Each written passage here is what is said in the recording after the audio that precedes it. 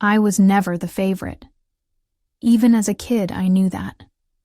My younger sister Amelia was the golden child, the soft one, the pretty one, the one with the loud laugh and a face that could cry on command. And Mom and Dad, they adored her for it. Where I got straight A's, Amelia got applause for just trying. Where I learned to cook and help around the house, Amelia got praised for remembering to brush her hair. I didn't hate her for it. Not at first. It just hurt. Quietly. But that pain turned into something much sharper the year I turned 27. The year I found the lump. I thought it was nothing. I really did. A tiny hard pebble just beneath the skin on my left breast. But after the biopsy, after the waiting room with peeling paint and bad vending machine coffee, I got the call. It was cancer, triple negative, aggressive, and suddenly, my family was very interested in me. Mom sobbed on the phone. Dad offered to drive me to appointments, even though he hadn't visited my apartment in 4 years. Amelia made an Instagram post with an old photo of us as kids, captioned with, "My brave big sister is fighting the fight of her life. Please donate if you can. Battle like Bella. Bella. Me." The post got hundreds of shares, thousands of likes. People donated, friends from high school, strangers, co-workers I barely remembered. By the end of the week, they'd raised over $82,000. Amelia took the lead in managing the campaign, Mom said. Since I needed rest, since I shouldn't stress. I didn't argue. When you're bald, vomiting every other day, and barely able to open your own mail, you don't have the energy to micromanage. Family dynamics, at first I was grateful. Every time a nurse handed me a new bill, blood work, scans, injections, Amelia would smile and say, "Don't worry, I've got it covered. Just focus on healing." And I did. I tried. Until I started noticing little cracks. The first time it struck me was at Amelia's apartment. I was staying there for a few days after my second chemo cycle. I was too weak to climb stairs at my own place, and my lease was ending anyway. Amelia offered to host me, said it'd be fun, like when we were kids. It wasn't. She was gone most of the time. Working late, she said, but her perfume lingered in the halls like expensive regret. Her boyfriend Michael, a quiet type who used to smile at me over holiday dinners, barely said 2 words.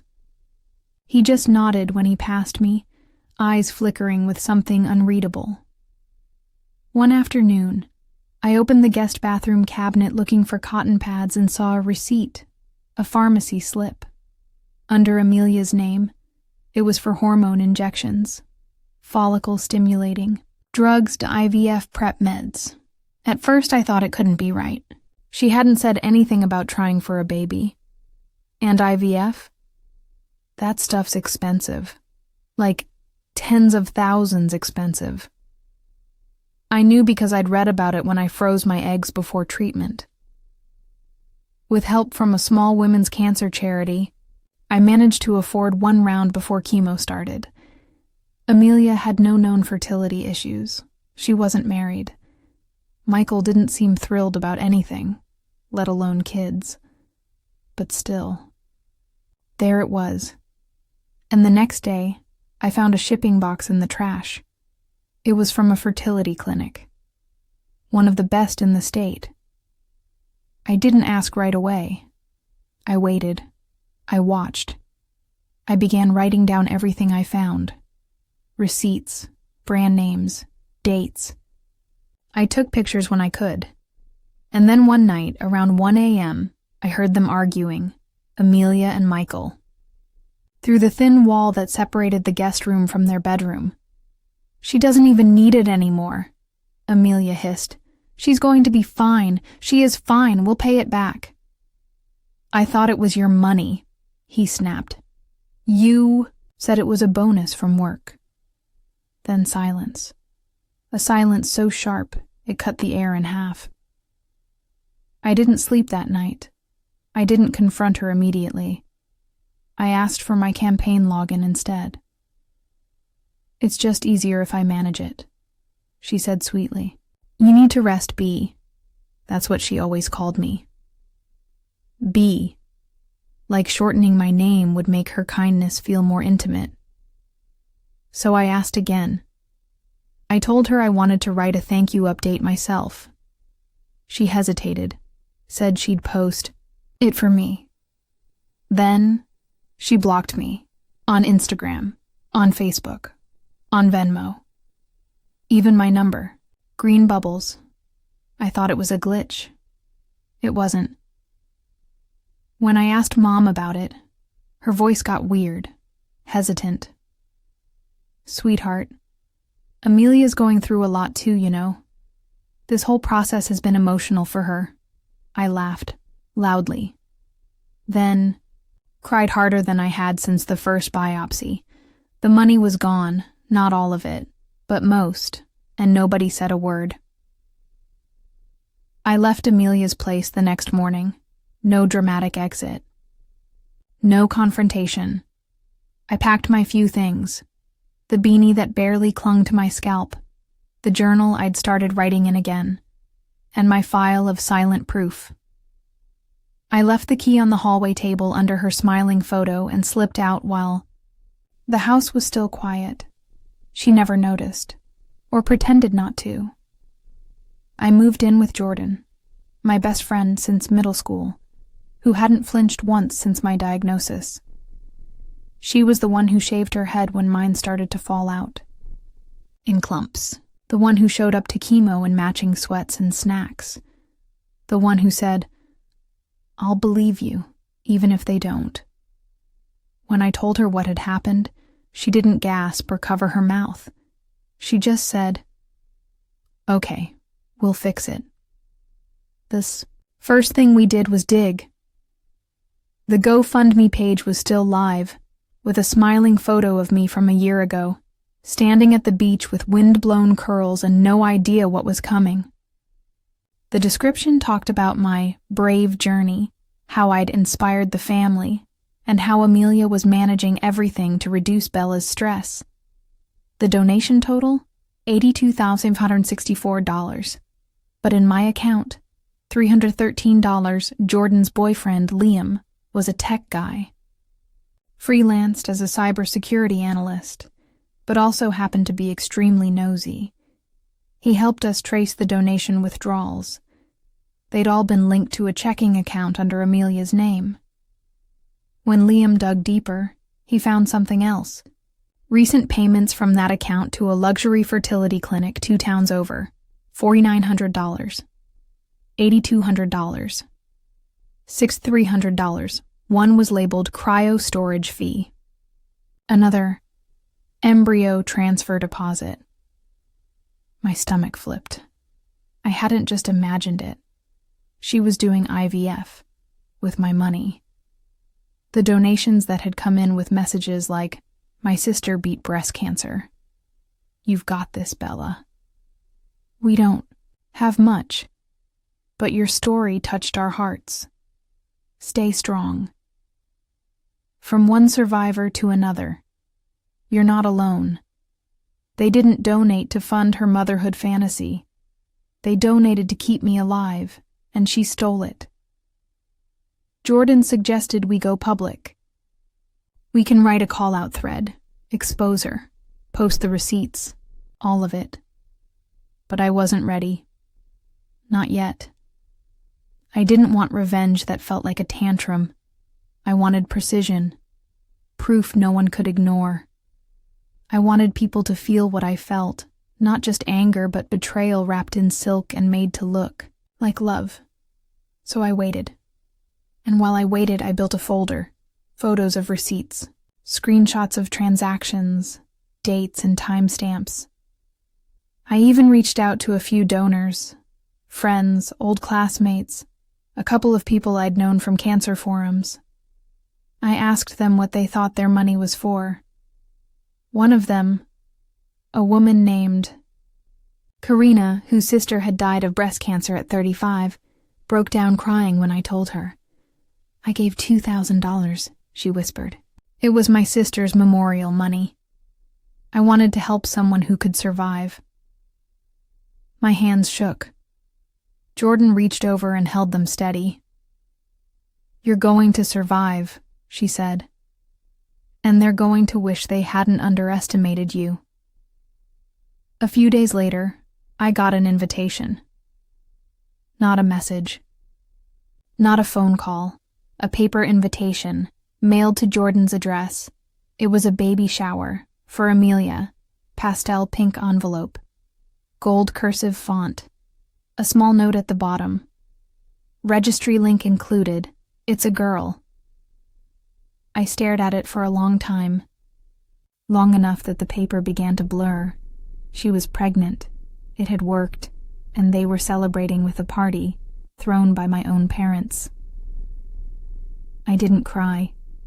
I didn't even feel shocked anymore. Just numb. Cold. Like whatever warmth I'd held for them had already burned out in the fire they'd lit around me. But that's when I knew. They weren't going to stop. Not unless I made them. So I smiled.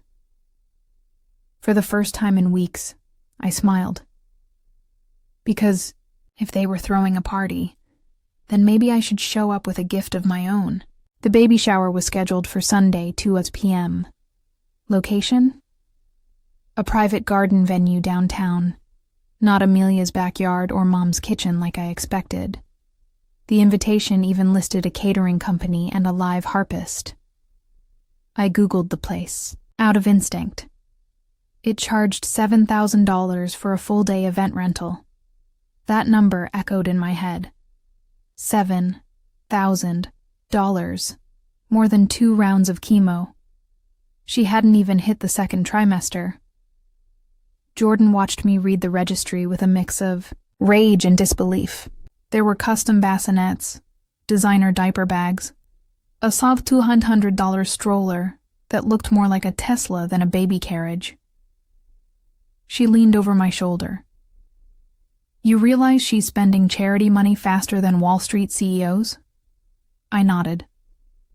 And, smiling through it, Jordan didn't ask if I was going. She knew I was, but she did ask, "Are you sure you're ready?" "I don't think ready matters anymore," I said. They never gave me time to grieve. So now, they won't get time to hide. The night before the baby shower, I didn't sleep. I stayed, up formatting everything. I organized the donation trail, withdrawals, clinic payments, timestamps, GoFundMe data, into a clean, numbered file. Each page had a watermark. Donation fraud record. Bella Rai printed 30 copies at a 24-hour print shop. Slid them into crisp white folders. Then I picked out a dress. A soft blue one I hadn't worn since before the chemo started. It was a little loose now. My body had changed, frail in some places, angry in others. But the mirror no longer scared me. I pinned a silk scarf over the parts where the hair hadn't grown back yet. Put on mascara, lip balm, a quiet kind of armor. By the time I zipped the last folder into my tote, I no longer felt like a victim. I felt like a reckoning. The garden was full of balloons when I arrived. Pinks, ivory, golds. A massive banner read, "Welcome Baby A." Amelia? Or something else. I didn't care. The first face I saw was Mom's. She wore pearls and a peach-toned dress. Her eyes widened when she saw me walking across the lawn, alone, calm, folder in hand. "Bella," she started, Stepping forward, I held up my hand. I'm here to celebrate. Her smile faltered. Inside the venue, everything looked curated. There were round tables covered in floral cloth, tiny jars of organic honey as party favors, and a photo booth with a pastel backdrop. Guests milled around, extended family, Amelia's friends, some people I didn't even recognize. Amelia was in the center, glowing in a maternity dress with lace sleeves, her hands cradling a belly barely there. She didn't see me at first. Not until I walked up to the front table, where the gifts were stacked beside a giant diaper cake. I placed a single folder on top, then another, and another. One for each table. One for each guest. People started to notice. Whisper. Pause mid-bite. Then Amelia turned around and saw me. Her smile froze. She walked toward me fast, fake concern plastered on her face. "B," she said through clenched teeth. "What are you doing?" "I brought gifts," I said calmly. "You'll want to open them with everyone." Her hand gripped my wrist. Hard. "Are you insane? You can't do this here." I pulled my arm free. "You did this here. You threw a party with money they gave to keep me alive." A silence fell. Around us, people were opening folders, reading. Some gasped. One woman cursed under her breath. I turned and spoke to the crowd. Not loud, but steady. "I didn't come to ruin anything. I came to return what was stolen. The truth." My father stood up from a nearby table. His face was pale. "Bella, what is this?" "Documentation," I said. "Every dollar, every lie, every blocked message. You raised over $80,000 in my name, and this—" I pointed at the balloon arch, the harpist setting her strings down. "This is what it paid for." Amelia's lips were trembling now. "You don't understand. I do," I interrupted. "Better than you think. I was there. I bled and puked and lost my body to this fight, and you sold my suffering for baby clothes and brunch." Someone from across the lawn shouted, "Wait, she used the cancer fund for herself?" The noise grew.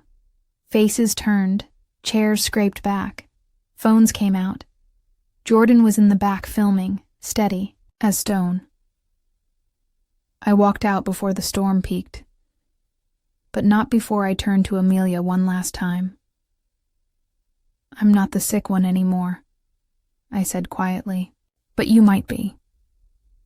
And then I left the party, and left the mess to unravel exactly as it should.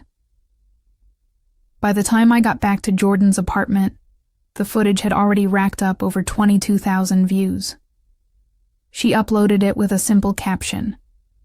She used her sister's cancer fund for IVF. Here's what happened when the truth came out.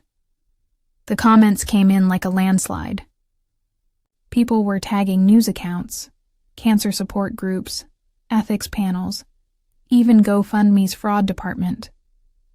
Some offered their own stories of betrayal. Sisters who stole inheritance money, cousins who faked illness for sympathy. Others just said what I hadn't been able to. This is disgusting. How do people live with themselves? She deserves to be charged. Imagine turning your sister's cancer into a baby shower budget. I sat on the couch wrapped in a blanket, knees drawn to my chest, watching it unfold like a documentary I couldn't look away from. Jordan refreshed the page again. 38,000 now. I let out a hollow breath. And the shower was barely 2 hours ago. She nodded. "We didn't just light a match, Bella. You brought a damn flamethrower." Amelia didn't text me, but her friends did. 3 of them, to be exact. Quietly. privately. One even sent a screenshot of the group chat where Amelia had bragged, "It's not like Bella's gonna die anymore, LOL. She can just raise her own money again." Another wrote, "I'm sorry. I didn't know. If I had, I never would have helped plan the shower." It made me sick. Not just because of what they'd said, but because, for so long, I'd been gaslit into believing Amelia was the caring one. That she was overwhelmed, emotional, just trying to help. But this wasn't a misunderstanding. This was malice with a smile. The phone call came from GoFundMe 2 days later. The woman on the line had a calm, practiced voice, but you could hear the weight behind her words. "We've reviewed the campaign and the documentation you submitted. Based on our terms of service, the fund misuse qualifies as fraud. We'll be freezing the associated account while we investigate." "Can you get the money back?" I asked, voice tight. She hesitated. "Some possibly, if it hasn't been spent. But full recovery, that's rare." I expected to feel disappointed. Instead, I felt clean, like something inside me had stopped festering. It wasn't about the money anymore. It was about naming what they did. About saying out loud, without apology, this was wrong. On Thursday, my father showed up at Jordan's door. She opened it with one eyebrow arched, like she was already prepared to body slam him if he said the wrong thing. He looked smaller than I remembered. Not physically, but in presence. Like the man who once gave stern curfews and grilled every boy I ever dated had been reduced to a man carrying a bag of groceries in shame. "I brought soup," he said weakly. I didn't say anything, just stood there in the hallway in my hoodie and old slippers, the same ones I wore the day I got my port removed. He set the bag down. "I didn't know. About the money?" "You didn't ask," I replied. He winced. "That's fair." A long silence. Then, barely above a whisper, "Your mother's trying to convince Amelia to return what's left." "She won't," I said. "She's too used to thinking the world owes her." "She's not speaking to us. She says we humiliated her." "She did that herself." He nodded. "Do you hate us?" he asked. I stared at him, at the wrinkles near his mouth, the sag in his shoulders, the way he looked like a man who had just realized how many moments he missed. "I used to beg for your approval," I said, "but now? I'm just done asking for love I had to earn." He nodded again, but this time, slower. Sadder. Then he left the soup and walked away. Later that night, I opened one of the envelopes from the fundraiser that I'd never gotten around to reading. Inside was a handwritten card. "To the girl who still smiles through the pain. You reminded me to keep going. Thank you." It didn't have a name, but I pressed it to my chest and closed my eyes. Because in a world where my own blood had left me bleeding, strangers reminded me I mattered. The morning news picked it up 3 days later. Local fundraiser scandal. Cancer survivor's sister accused of IVF fraud. There was no mistaking the photo. It was from Amelia's now-deleted Instagram post, the one with my bald head and forced smile, holding a bouquet from my first round of chemo. The article referenced the video Jordan had filmed, quoted some of the receipts I'd made public, and even mentioned how quickly the story had gone viral. That was when everything started to collapse. Not just for Amelia, but for everyone who protected her. I didn't reach out to Mom. I didn't need to. She texted me the same afternoon the story aired. "Mom, you've embarrassed us beyond repair. What you did was cruel." I stared at the message. No apology, no shame, just the raw, unfiltered truth of her priorities. Image integrity. I didn't reply. Jordan leaned over and said, "You should print that one too. Frame it." We both laughed. Sharp and bitter. A day later, Amelia finally called. Blocked number. Of course. I almost didn't answer. But something in me needed to hear it. Needed to see what someone says when their entire mass crumbles. Her voice was hoarse. Flat.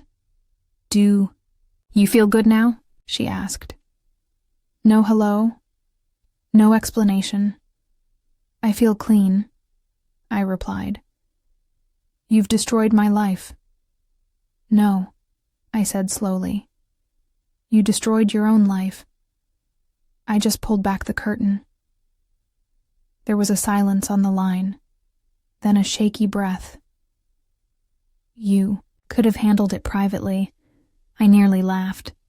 "So you could have spun it first, told them I misunderstood, gaslit me again." Another beat of silence. "I wanted a baby," she whispered. "I wanted to live," I snapped. That shut her up. When she finally spoke again, her voice cracked. "They're investigating me. The clinic canceled the rest of our treatments. Michael left." "Good." "You don't care?" I paused. "No, I don't." Click. She hung up. It wasn't just her reputation that burned. Her job found out. HR called it a moral violation and placed her on unpaid leave pending investigation.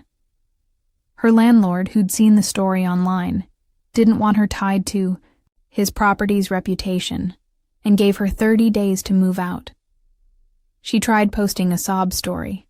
One last Instagram video filmed in her car, eyes red and voice trembling. It barely got traction before the comments flooded in. "You stole from your own sister. Sit down. This isn't your redemption arc. No tears when you threw the baby shower, huh?" She deleted the account within hours. Meanwhile, I started getting mail. Real mail. From donors, survivors, even nurses who'd seen my story on their hospital TVs. One letter stood out. It came from a young girl named Rosie, age 14, cancer survivor. She'd only written 3 lines. "Thank you for being loud, because some of us don't know how yet. I will when I'm ready. Just like you." I taped it above my desk. Not because I thought I was anyone's hero, but because it reminded me that survival isn't just about getting better. Sometimes it's about getting louder.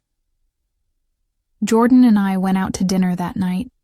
Just the 2 of us. No cameras, no folders, no weight in our pockets. At the table, under dim lighting and soft. "Jazz," she raised her glass. "To survival?" I shook my head. "To justice?" Another pause. Then I smiled. "To silence no more." We clinked glasses. And somewhere, in a version of the world where everything was fair, maybe Amelia learned something. But here, in this one, I no longer cared if she did. I was living again. And that was all the revenge I needed. 6 months later, the flowers bloomed outside my apartment window like they hadn't in years. Maybe they always had, and I'd just been too tired to notice. Or maybe, for the first time, I had the space to let beauty in without checking who else was watching. I'd moved into a new place, just a small 1-bedroom in a quiet part of town. Nothing fancy, but it was mine. The lease had my name on it. The keys fit my hand. And when I walked through the door, no one told me I owed them anything. I still had scars. Some from the port. Some from surgery. Some you couldn't see unless you knew where to look. like the silence that crept in sometimes, late at night, when I remembered how easily love had folded into betrayal. But healing isn't a light switch. It's a slow, stumbling walk out of the smoke. And I was walking. The GoFundMe case closed last month. They couldn't recover the full amount. Too much had been spent, too fast, in ways that disappeared like vapor. But they refunded close to $18,000 to donors who requested it and flagged Amelia's account permanently. It wasn't justice in full, but it was something. A mark, a record, a scar the world could now see. Amelia moved out of state. I heard through someone that she's working in a boutique now. Something small, low profile.